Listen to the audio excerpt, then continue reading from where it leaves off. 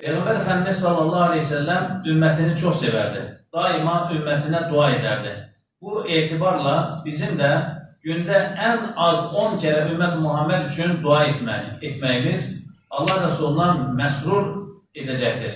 Allah Resulü'nü mesrur edecektir. Hak dostlarından Maruf Kerhi rahmetullahi aleyh böyle buyurur. Kim her gün 10 defa Allahümme eslih ümmete Muhammed, Allahümme ferric an ümmeti Muhammed, Allahümme erham ümmeti Muhammed, Allah'ım ümmeti Muhammed'in halını ıslah eyle, ümmeti Muhammed'in sıkıntılarını gider, Allah'ım ümmeti Muhammed'e rahmet eyle diyerse o kimse Allah dostları arasına yazılır. Edeceğiniz hayırlar özlerini Allah yoluna adamış. Bu sebeple yeryüzünde kazanç məqsədiyle dolaşabilmeyen fağırlar için olsun. Bilmeyen kimseler iffetlerinden dolayı onları zengin zannederler. Sen onları simalarından tanıyarsan. Bəqərə 273.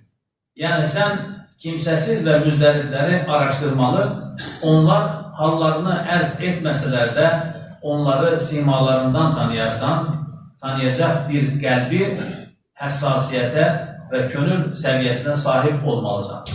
Yani kalp o kadar merhametli olmalıdır ki, kalp o kadar incelmelidir ki artık rentgen haline gelsin. Simasına baktığın zaman o karşıdakinin ihtiyaç sahibi olduğunu bilmelisin. Sa'd-i Şirazi rahmetullahi aleyh böyle değil. Allah dostları daha çok kimsenin uğramadığı dükkanlardan alışveriş ederler. Yani onlar garipleri aktarıp tapır, kimsesizlerin kimsesi olur, müzdariplerin derdiyle dertlenir, iffetinden dolayı çekinip, ihtiyacını erz edebilmeyen mühtaçları simalarından tanıyırlar. Ebu Hureyre radıyallahu anh rivayet edir. Bir gün deyir, çok açtım. Hatta bir neçə gün yemek yememiştim deyir, həddindən artıq çox açtım. Baktım ki Hazreti Ebubəkir gelir. Ona bir ayet soruştum. Yani belki alır halımı anlayar da bir şeyler ikram ediyor. Hazreti Ebubəkir diyor, o ayeti bana açıkladı gitti. Arkasından bir müddet sonra Hazreti Ömer geldi diyor.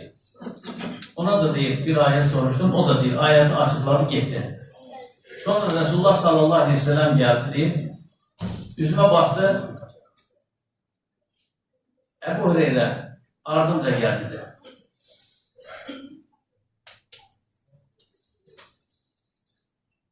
Benim diyor, az olduğumu anlamıştı. Geldi eve, soruştu ev halkından, ailesinden, evde ne var? Bir bakraç, yani bir kap, bir kase, bir bakraç süt olduğu söylendi. Çok güzeldi. Baktım ki ikimiz işte doyar. Yani özümüzü idareleyebiliriz. Ebu Hureyre gitti de Ashab-ı Suffa'nı çağırdı. Ashab-ı Suffa Resulullah sallallahu aleyhi ve sellem'in kurduğu ilk medrese, ilk üniversite. Üstü örtülü, kenarları açık. Peygamber Mescidinin bir tarafında gelirdi Allah Resulü'nün tələbələri orada kalırdılar. Bir gün dağdan gelip odun toplayıp satırdılar. 3 gün, 5 gün o elde elediler bir kamçı kurmayla filanla özlerini idare edirler. Allah Resulü bir yardım geldiği zaman Ashab-ı Suffa'ya gönderirdi, yiyecek gönderirdi. Yani Allah Resulü tələbələr edir. Bir kabileden ihtiyaç olarsa müəllimler gönderirdi ona. Hatta ve hatta Resulullah sallallahu aleyhi ve sellem'den bir kabile geldi, İslam tebliğ edecek hafizler istedi. Allah Resulü oradan hafizler gönderdi. 70 nefer hafiz gönderdi. Yolda puskuya saldılar. O hafizleri şehit ettiler. Allah Resulü Taif'te daşlandı, beddua eləmədi. Uhud'da dişi kırıldı, beddua eləmədi. Ama 40 gün sabah namazında beddua elədi o iki kabileye. Lihyan oğullarına. Reci hadisesinde şehit edilen hafizler için. Yani Allah Resulü şəxsinə edilən köpukluları bağışlayır. Ama Müslümanlara, ümmete edilen köpukluğu əff eləmir. O qəbilə tarix səhnəsi silindi getdi. Buyruq bulayan qalmadılar. 40 gün beddua elədi. Ona görə çox ehtiyatlı olmaq lazımdır. Ümmət Muhammedə zərər verməmək lazımdır. O bəddua bugün də aktuallığını qoruyur.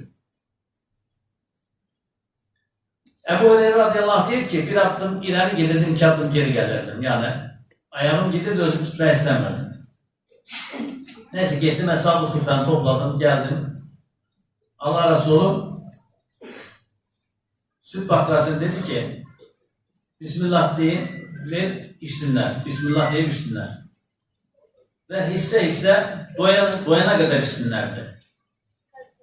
Eshab-ı Sufyan süt bakracından içirdi.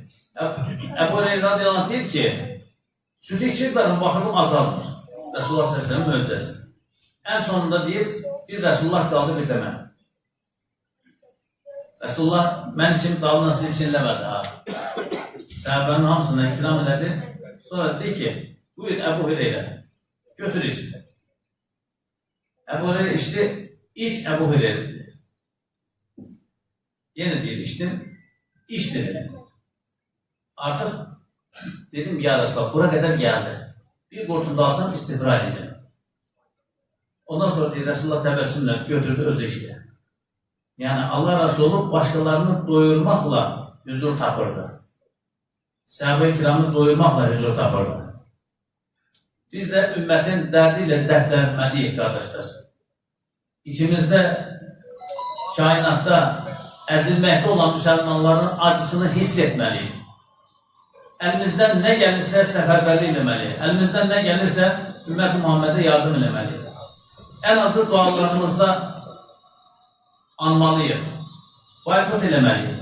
O gavur milletin, o gavur ülkenin məhsulunu almamakla onun bazarını, iktisadiyatını çöktürmeli. Ben falan şeyi alıp içmesem ne olacak ki demeyeceğim. Sen alıp içmediğin zaman bir tane gülle eksik olur orada. Ama sen onu alıp içtiğin zaman bir tane gülle Müslümanın başına çakılır orada. Sen o içtiğin içecekten, məlum içecekten, hamınız bilirsiniz. Bir gülle Müslümanın başına çakmış olacak. Almayacaksan o içeceği. Tiryakisi olmayacaksan. Zaten içine uyuşturucu katılar için tiryakisi olmuşsan. İçmeyeceksen o içeceği. Milli içeceklerimizden içeceksen.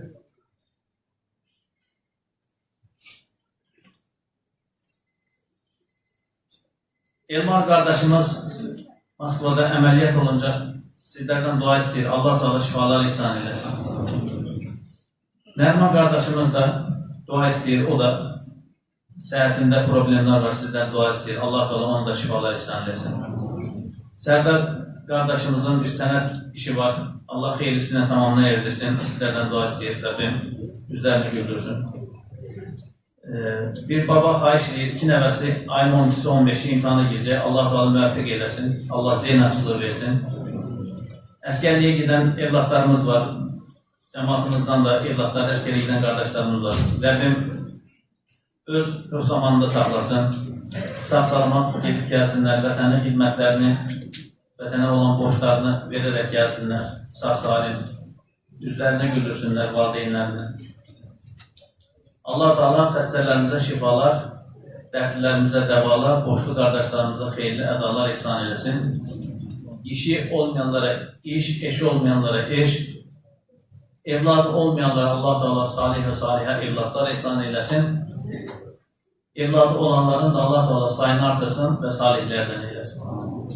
İstər ön cəvab olsun, istər arxa cəvab olsun, xalqımızın, millətimizin, məmləkətimizin bütövlüyü və əmin-amanlığı üçün xidmət edən əskər və zabitləri və digər insanları Allah-u Teala öz ruh zamanında saxlasın. Dualarımızın qəbulu üçün Allah rızası üçün Əl-Fatiha.